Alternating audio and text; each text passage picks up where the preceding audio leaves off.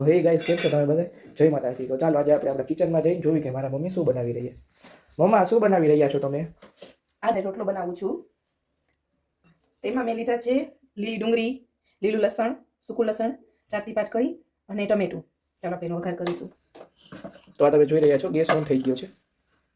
આ શું નાખ્યું તમે? અડધી ચમચી રાઈ, રાઈને ફૂટવા દેવાની.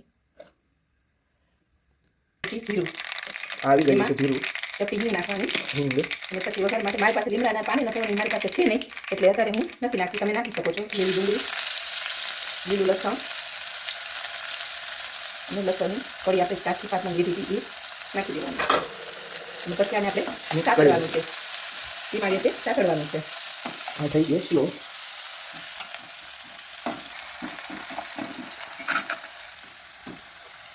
થોડુંક સતળાઈ જાય પછી આપણે ટમેટા એડ કરી દેવાના છે, નાખી દેવાના છે એમાં અને એની સાથે સાતળવાના છે. પછી તેમાં આપણે અડધી ચમચી હળદર નાખીશું. તમે આજે જોઈ રહ્યા છો આ છે મારી મસાલાદાની. હવે તેમાં આપણે સોલ્ટ, નમક સ્વાદ અનુસાર મીઠું નાખવાનું છે. તો આ રેસીપી મેન શેના માટે બની છે? બને છે શું એમ ટૂંકમાં? વઘારે રોટલો બનાવી છીએ આપણે આને બધા. અચ્છા, વઘારેલો રોટલો. તો એ તો ટેસ્ટમાં બહુ સારો હોય છે ને? તો મને તો બહુ ભાવશે. તો ચાલો બની જાય એના પછી આપણે ટ્રાય કરીશું કે કેવો છે.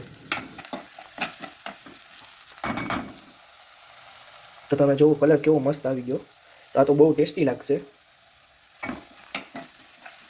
તો હવે આપણે શું એડ કરી રહ્યા છીએ? હું મરચી નાખતા ભૂલી ગઈ હતી. તીખી મરચી આવે છે ને એ પણ આપણે નાખી શકીએ છીએ. તો એ મેં એડ કરી છે. તીખી મરચી આપણે એડ વઘાર કરી કરીને એમાં સાથે નાખી દેવાની છે, પણ હું ભૂલી ગઈ હતી એટલે મેં અત્યારે એડ કરી છે પાછળથી.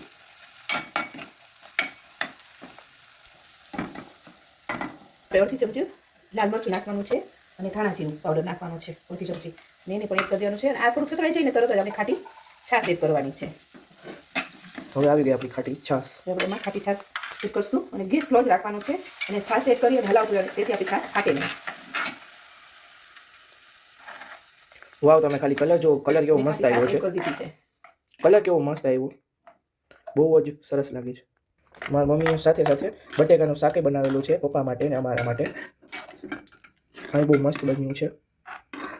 તમે જુઓ ખાલી આનો કલર કેવું મસ્ત બન્યું. તો હવે સાથે સાથે મારા ફેવરેટ ચિંગ્સ ફ્રાઈડ રાઈસ મારા મમ્મી બનાવી રહ્યા છે. તો ચાલો હું તમને એ બતાવી દઉં. તો આ બની રહ્યું છે આમાં આપણા ફેવરેટ ચિંગ્સ રાઈસ. એના માટે સૌથી પહેલાં આવી ગયું છે ઓઇલ. ઓલ આવી જાય એટલે એમાં થોડુંક આપણે અડધી ચમચી જીરું અને ચૂટકી ભર આપણે હિંગ એડ કરવાની છે. સાથે સાથે એમાં એડ થશે આ રીતને ચોપ કરેલી છે ને ટમેટા, ડુંગળી અને ટમેટા બે જ લઉં છું આમાં. તમે જે સબ્જી ભાવતી એટલે બધી એડ કરી શકો છો. મારા દીકરાને ખાલી આ બે સબ્જી સાથે ભાવે છે એટલે હું આ બે એડ કરું છું.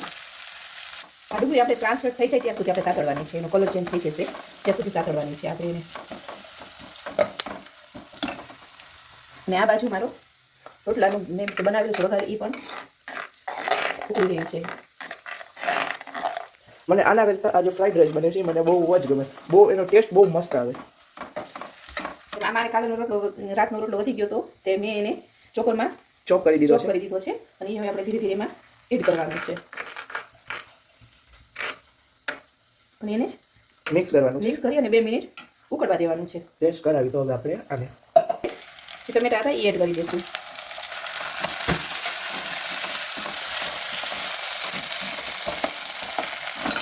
તમે જોઈ રહ્યા છો આ આપણો વઘારેલો રોટલો રેડી થઈ ગયો છે. તો ટેસ્ટમાં કેવો બન્યો? આ બહુ મસ્ત બન્યો છે ટેસ્ટમાં.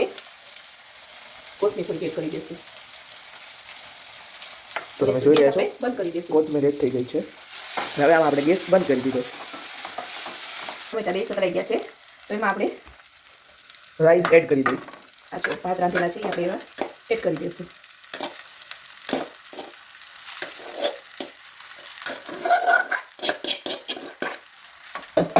અને એમાં આપણે ચિંગ્સ મસાલો એડ કરી દઈશું. આવી ગયો ચિંગ્સ મસાલો. ધાણા જીરું પાવડર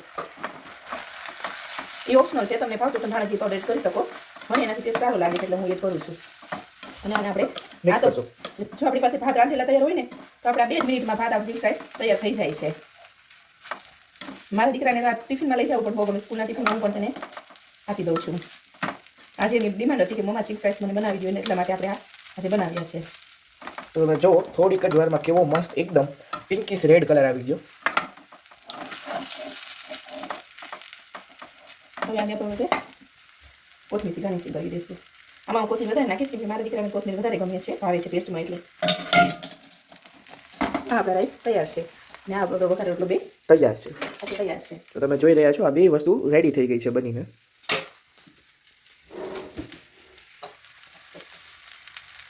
તો ગાઈસ અગર તમને આ વિડીયો ગમ્યો હોય તો એને લાઈક કરજો, સબસ્ક્રાઇબ કરજો અને શેર કરજો અને કોમેન્ટમાં એમ કહેજો કે તમને આગળની કઈ રેસીપી જોવી છે તો જેથી હું મારા મમ્મીને કહું અને તે આપણે રેસીપી આ ચેનલ ઉપર અપલોડ કરી. તો ગાઈસ અગર તમને વિડીયો ગમ્યો હોય તો એને લાઈક કરો, સબસ્ક્રાઇબ કરો, કોમેન્ટ કરો.